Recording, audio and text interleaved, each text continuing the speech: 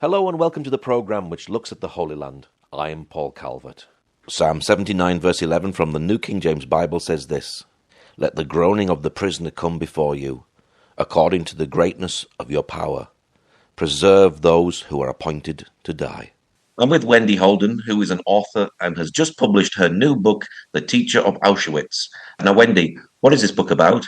It's a novel inspired by a remarkable true story that I came across when I was writing a book about another Holocaust survivor, Zuzana Ruzicka, in Prague.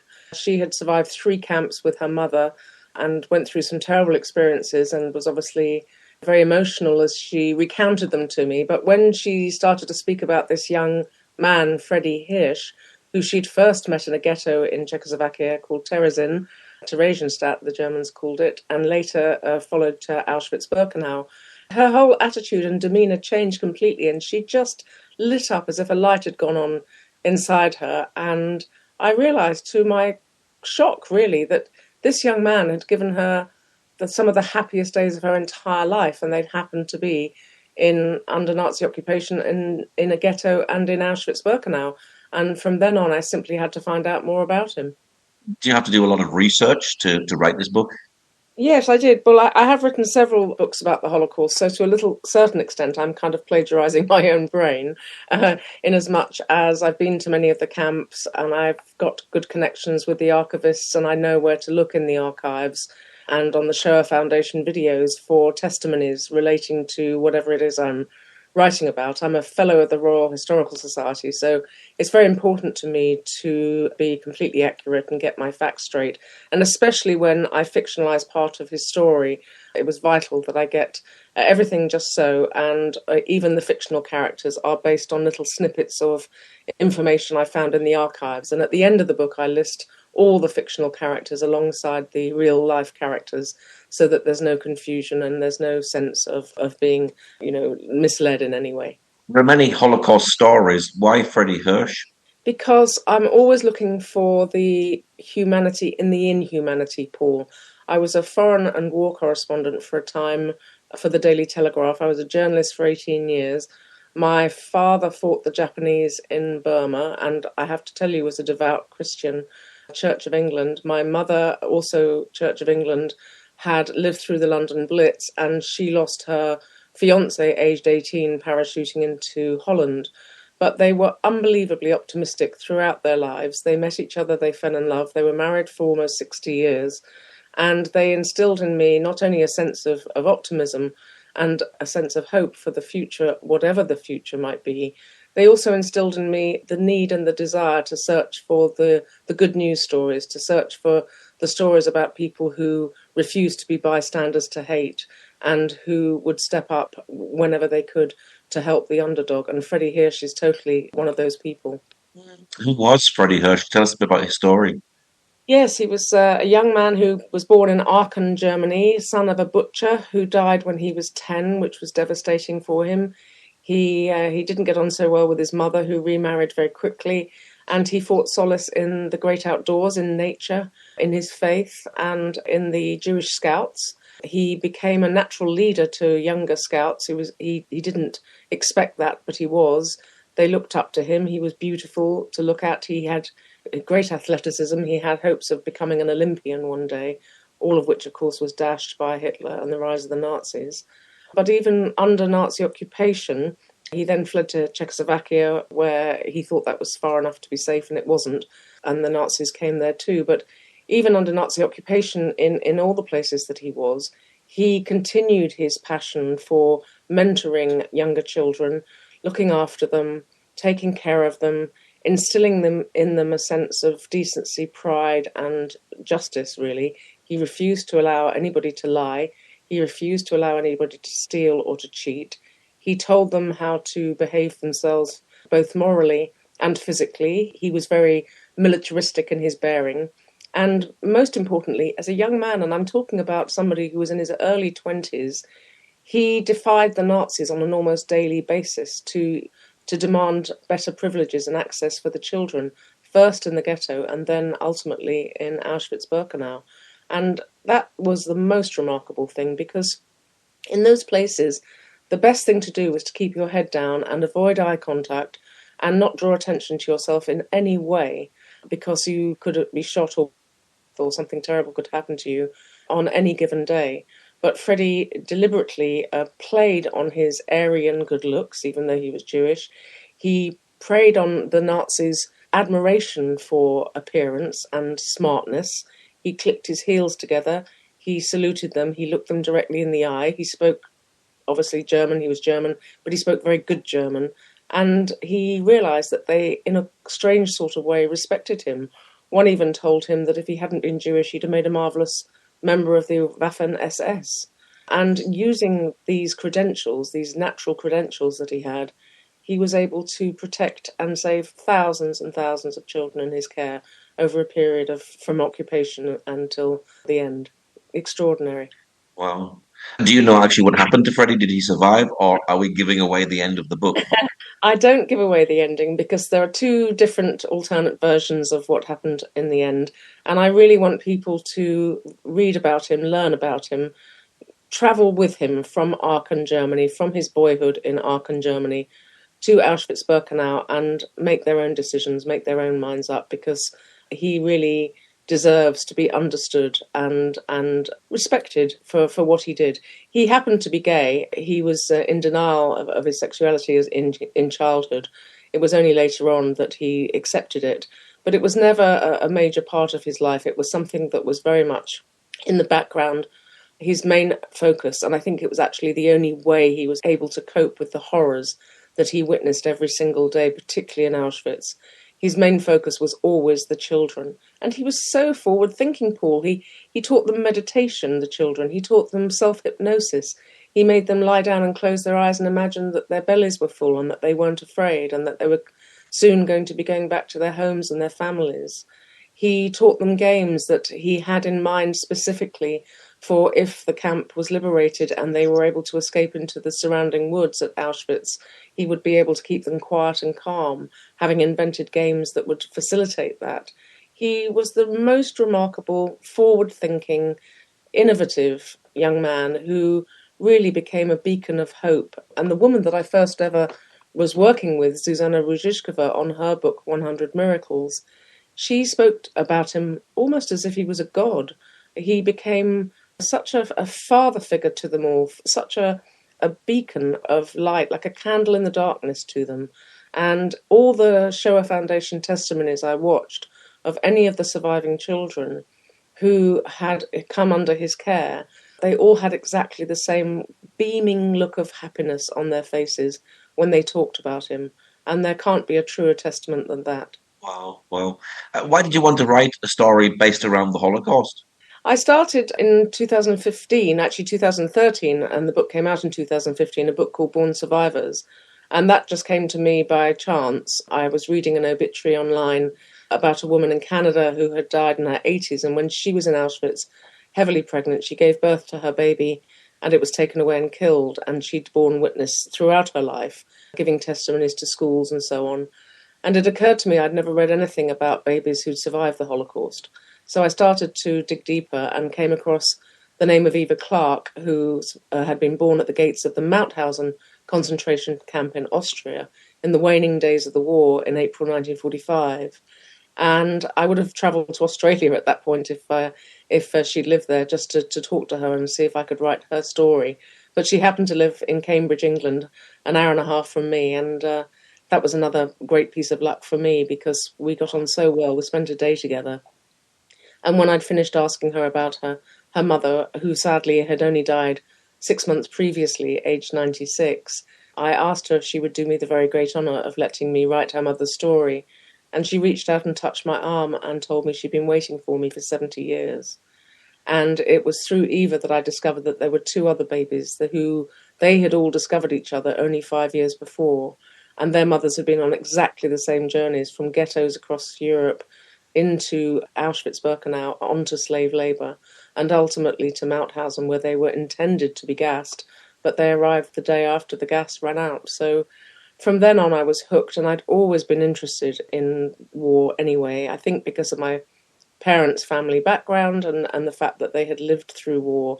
I had a very great respect for war, But again, I was always looking for those wonderful stories, the stories about the kindness of strangers. My father always said that he was a Christian with a small c, and by that he meant that you just had to wake up every day with the intention to be kind and to be good in some way and to make somebody's life a little better. And I definitely feel that I inherited that. Tell us about some of the other Holocaust books that you've written. Well, it was Born Survivors first, and then that led to Zuzanna's book, 100 Miracles, which was incredible. I worked with her in Prague in 2017, and I finally finished my research with her after a number of trips there on a Friday afternoon, and she died on the following Tuesday, even though there was no indication that that might happen. And her family told me she'd stayed alive just long enough to tell me her story. So what an honour, what a privilege to be able to do that. And one of the last things she ever asked me was to one day write Fredy's story, which is why I finally got around to it. And the book is dedicated to her. I also wrote a book some time ago called Behind Enemy Lines, and that was the story of Marta Cohen. Marta Cohen was a Jewish spy who went behind enemy lines after her fiancé Jacques was tortured to death for being in the resistance. He was a Gentile, and her sister was sent to Auschwitz, never to return. And even though she was tiny, I mean, she was probably only 5 foot tall. I mean, she shrank to nothing really later on in life, but she was tiny and blonde and didn't look at all Jewish. So she volunteered her services to go behind enemy lines. She spoke fluent German. She had grown up on the borders between France and Germany and spoke both languages fluently.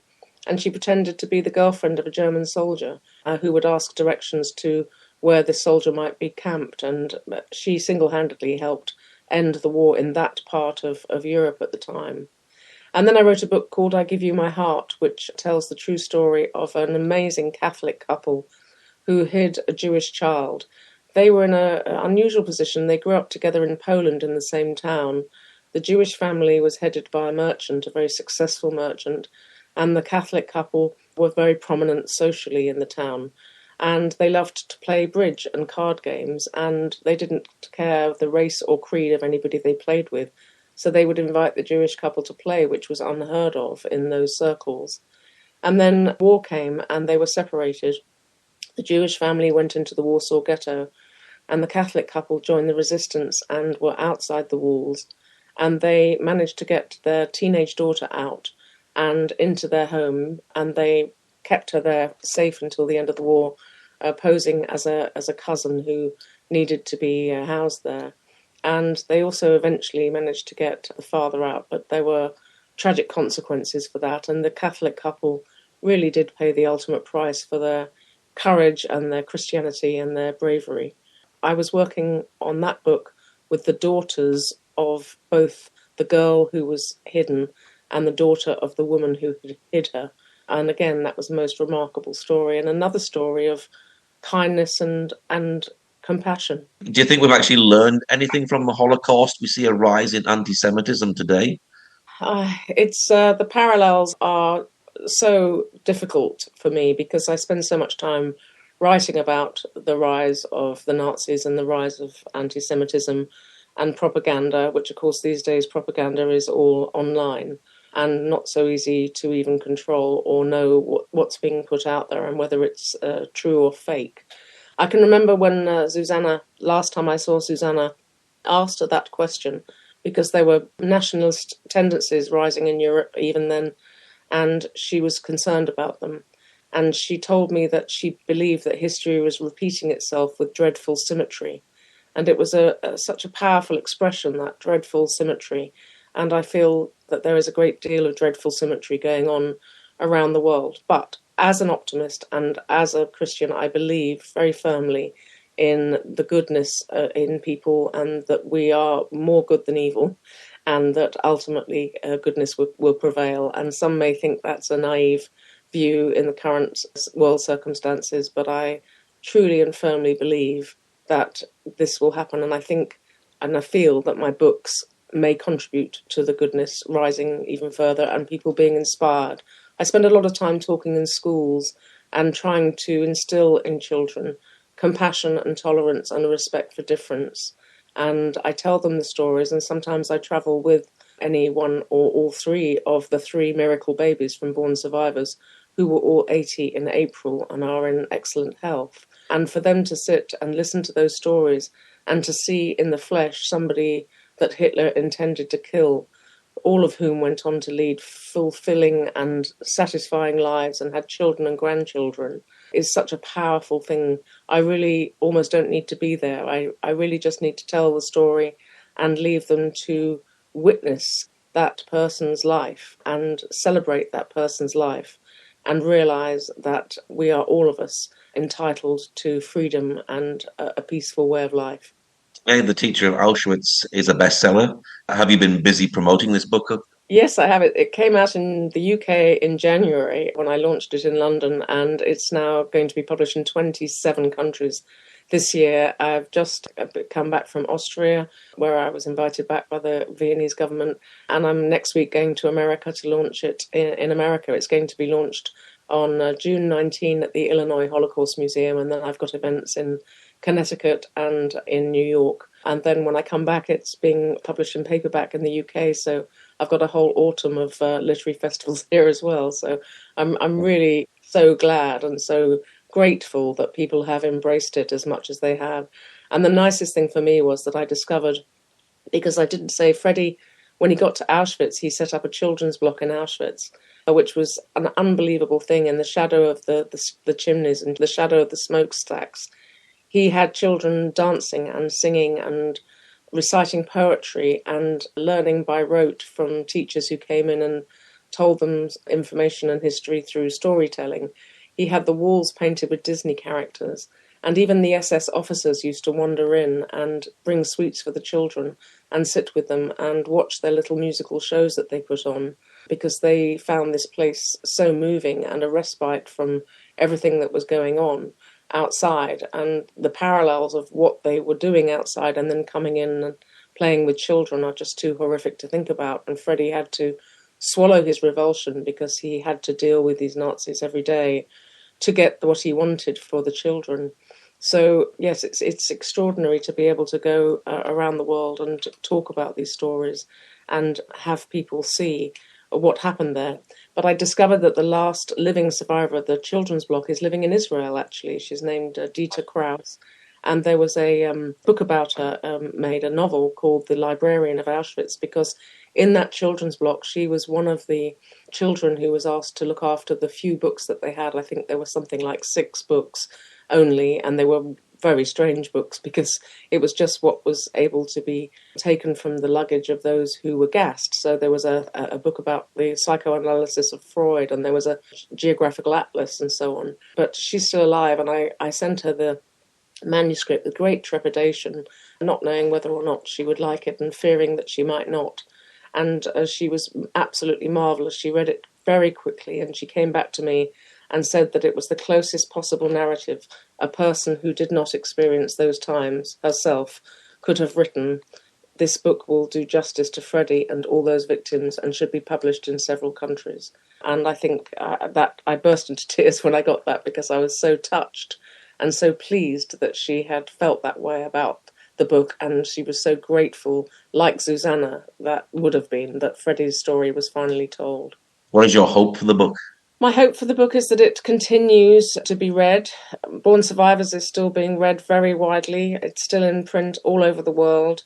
I get wonderful messages from people. It's been adopted into the school's curriculum in several countries. I would love it if Fredy's story was as well. People can't identify with 6 million, but they can identify with either 3 young mothers or a brave young man who really decided that he was going to do something positive in such a negative, horrible place. So that would be wonderful. It would be wonderful if it was made into a film, of course. You know, that's always a hope for any author. So I will continue to talk about all of these books as much as I can. As long as I have breath, I will speak for the voices of the voiceless. And what's your website for people who'd like to know more about other books you've written as well? Yes, it's wendyholden.com. And it's going to be updated soon, and I'm going to have a section that's going to tell people where my events are and what's going on. But there's a contacts page on there, and if anybody wants to contact me, they can do so on there, and I'll give them some more information about upcoming events. Wendy, thank you very much for sharing today. Thank you very much for having me, Paul. It's been a pleasure. Thank you for joining us today. Pray that God will move by his mighty power in the Holy Land and bring his peace.